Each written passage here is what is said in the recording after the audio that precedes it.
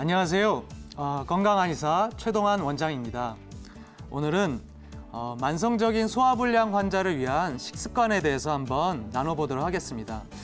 오늘 나눌 주제는 만성적인 그 소화불량 환자한테도 도움이 많이 될 수 있고요. 만성적인 두통 환자, 또 만성적인 어지럼증 환자에 있어서도 도움이 될 수 있는 식습관이라고 보시면 좋을 것 같습니다. 왜냐하면 이 만성적인 두통은 위장병, 쉽게 해서 책기랑 연관이 있는 경우들이 많거든요.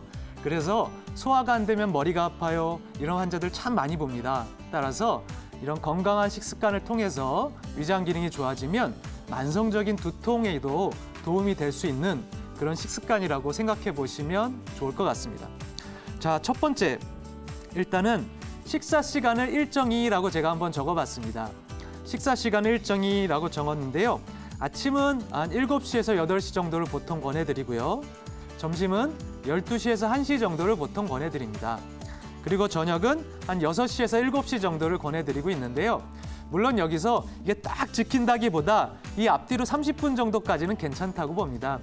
예를 들어서 점심을 보면 뭐 11시 반에서 12시라든가 1시에서 1시 반 정도까지는 뭐 큰 무리가 없다고 보고요. 이렇게 일정한 시간에 규칙적으로 식사를 하는 것이 소화불량 환자들한테는 당연히 도움이 되겠죠. 자, 그 다음에 두 번째로 한번 넘어가 보겠습니다. 식사량을 일정히라고 제가 이제 적었습니다. 쉽게 얘기해서 일정한 양을 식사를 하는 건데요. 너무 과식하지 않기, 당연하겠죠. 그 다음에 바쁘다고 해서 너무 굶지 않기. 이 두 가지가 사실은 다른 얘기 같지만 보통 잘 굶는 사람들이 또 과식을 하게 되거든요. 그러니까 쉽게 얘기해서 너무 치우친 거는 또 치우친 걸 부를 수가 있기 때문에 식사량을 좀 일정하게 하는 것이 당연히 그 소화불량 환자들한테는 도움이 많이 되실 수 있다, 이렇게 말씀을 드릴 수 있겠습니다. 물론 이제 우리가 체했다거나 갑자기 이제 심한 뭐 그런 급체 상황에서는 뭐 한 끼를 조금 굶을 수도 있고 양을 줄일 수도 있겠지만 일반적으로는 좀 일정한 양을 드시는 거를 이제 권해드립니다. 자, 이제 세 번째로 한번 넘어가 보겠습니다. 세 번째는 간식 줄이기 이렇게 썼습니다. 자, 간식 줄이라고 썼는데요. 간식을 갖다가 한자말로 풀어보면 사이 간자에 음식 식자, 그러니까 사이에 먹는 거를 보통 우리가 간식이라 합니다. 쉽게 해서 제가 지금 말씀드리는 관점은 뭐 나쁜 거 먹지 마세요, 이런 관점이라기보다는 물론 이제 나쁜 음식이라든가 인스턴트류를 먹는 것이 아무래도 소화불량엔 도움이 안 되겠지만은 여기서 말씀드린 관점은 식사 시간 사이에 먹는 음식을 줄이라는 거예요. 쉽게 얘기해서 제가 아침은 7, 8시, 점심은 12시, 1시, 저녁은 6, 7시를 제가 권해드렸습니다. 그랬을 때 이 사이에 먹는 거, 쉽게 해서 아침과 점심 사이, 그다음에 점심과 저녁 사이, 또 저녁 먹고 잠들기 전까지 이 사이에는 자꾸 먹는 거를 줄이는 게 좋습니다. 제가 이제 임상을 하다 보니까 이제 환자분들마다 이렇게 이제 특성들이 있는데요. 직장 생활하시는 분들은 아무래도 간식을 이렇게 많이 드시진 않는 것 같아요. 근데 어머님들이라든가 아니면 주부분들이 집에 있으시다 보면 계속 그냥 조금씩 주변에 먹을 것들이 있으니까 조금씩 손이 가게 됩니다.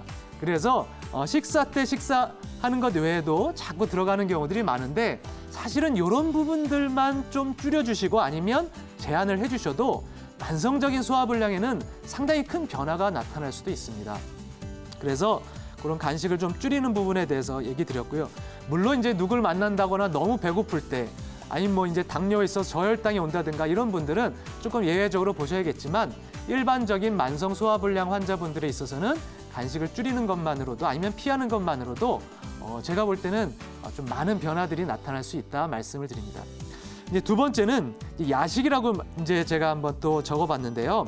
아무래도 이제 야식을 먹는 문화들이 현대에 많아지다 보니까 야식을 먹는 분들이 참 많아졌죠.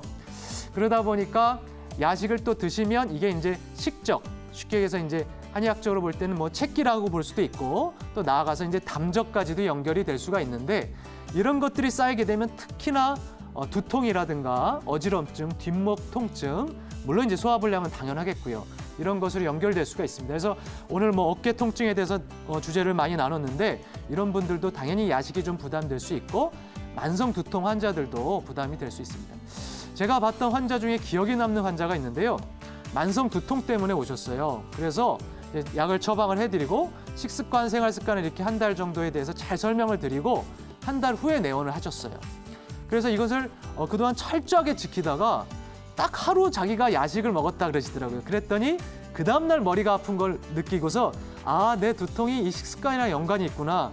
그거를 많이 느꼈다고 하시더라고요. 물론 그분이 알아온 두통은 몇 년이었을 텐데도 본인이 그걸 인지하지 못하면 또 모르실 수도 있거든요.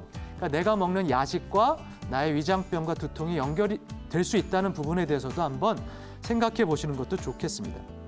그리고 또 야식을 하시다 보면 아무래도 또 다음날 아침을 잘 못 드시게 되거든요. 배가 차 있으니까. 그럼 또 식사 때가 또 뒤로 몰리게 되고 이렇게 조금 반복되는 부분들이 있을 수 있으니까 야식을 줄이는 것도 당연히 이제 만성 소화불량 환자를 위한 식습관의 중요한 포인트가 되겠습니다. 또 네 번째는 이제 식사를 천천히라고 제가 한번 적어봤습니다. 식사 시간은 한 끼당 한 20분 이상. 또 한 번 드실 때 20번에서 30번 정도 씻고 한 번 삼키기. 이렇게 이제 말씀을 드리는데요. 제가 20번에서 30번 정도 씹으시고 한 번 삼키세요 말씀을 드리면 딱 그 말 듣자마자 아이 그거 어떻게 씹어요 이렇게 얘기를 하시는데 사실 집에 가서 오늘 이거 보시는 분들은 내일 식사하실 때 한 20번 정도 씹어보시면 그렇게 많지 않습니다. 그래서 한번 20번 정도 씹어보시고 한번 삼키는 연습을 해보시면서 아, 이 정도 속도가 이렇게 되는구나 한번 느껴보시는 것도 좋고요. 제가 이제 처음 시작하는 분들 팁을 드리면 먹기 전에 한번 시계를 보시고 다 먹고 나서 한번 시계를 보시는 습관을 들여보시는 것도 괜찮습니다. 저도 이제 제가 점심시간에 1시부터 시작인데 밥 다 먹고 1시부터 시작해서 몇 분까지 먹었나 이렇게 종종 체크를 하고 있는데요. 그렇게 자기가 어느 정도 걸리는지만 알아도 이제 차차 늘려갈 수 있는 이런 팁이 될 수 있다 이렇게 말씀드리겠습니다. 제가 봤던 환자분 중에 기억에 남는 환자분이 한 분 있는데요. 이분 같은 경우도 몇 년 전에 천천히 식사하시라는 얘기를 누구한테 이제 좀 감명 깊게 들으셨어요. 그래서 지금은 한 30번에서 50번을 씻고 삼키신다고 하시고 한 끼 한 30분을 드신다 그러시더라고요. 물론 이제 누굴 만나거나 아니면 뭐 밖에서 먹을 때는 그렇게까지는 못하지만 일반적으로 혼자 먹을 때는 한 30분 정도 이렇게 식사를 하시는데 그것만으로도 몸이 많이 건강해지고 위도 많이 좋아져서 많은 사람들한테 이제 권한다 이런 얘기를 하시더라고요. 그래서 만성 위장병 환자분들, 지금 만성 소화불량 환자분들 제가 여러 가지를 얘기 드리고 있지만 이것만 잘 천천히 먹는 것만 잘 습관을 들이셔도 정말 큰 또 변화들이 나타날 수 있다 말씀을 좀 드리고 싶습니다. 자, 5번째로 한번 넘어가 보겠습니다. 5번째는 식사하고 바로 눕지 않기. 우리가 이제 저녁 먹고 나서나 아니면 이제 밥 먹자마자 바로 눕거나 밥 먹고 바로 누워서 TV 보는 상황들이 많잖아요. 이런 것들이 이제 식적이라 그래서 우리가 이제 책기라든가 또 나아가서는 담적 이런 것과도 연결될 수 있거든요. 그러다 보니까 밥 먹고 바로 눕는 거는 좀 피해 주시라 이렇게 좀 말씀을 드리고요. 또 제가 하나 중요한 팁을 하나 좀 드리고 싶어요. 만성적인 소화불량 환자분들은 저녁 먹고 나서 얼마 정도 있다가 그러니까 소화가 어느 정도 된 후에 한 30분 정도 산책하는 걸 권해드립니다. 그러니까 여유가 되면 뭐 1시간 정도 산책을 하셔도 좋고요. 왜 그러냐면 물론 아침 먹고 점심 먹고 산책하시는 것도 좋지만 저녁 먹고 나서 산책하는 걸 권해드린 이유는 저녁 먹은 것들이 보통 과식이 되기도 하고 저녁 먹고 활동이 적기 때문에 우리가 이제 책기라든가 이게 부담이 되는 경우들이 많기 때문에 저녁 먹고 산책을 하는 걸 권해드리고요. 걸을 때 오른손바닥으로 이렇게 배를 시계 방향으로 문지르면서 걸으시면 좀 더 효과적이라고 말씀을 드릴 수 있겠습니다. 지금까지 여러 가지를 얘기 드렸는데요. 일단 이 중에서 본인이 할 수 있는 것 먼저 한번 이제 시도해 보시고 또 식사 시간을 좀 천천히 하는 거, 그다음에 간식 줄이는 거, 저녁 먹고 걷는 거 위주로 한번 또 시작해 보셔도 좋을 것 같습니다. 지금까지 건강한 의사 최동환 원장이었습니다. 감사합니다.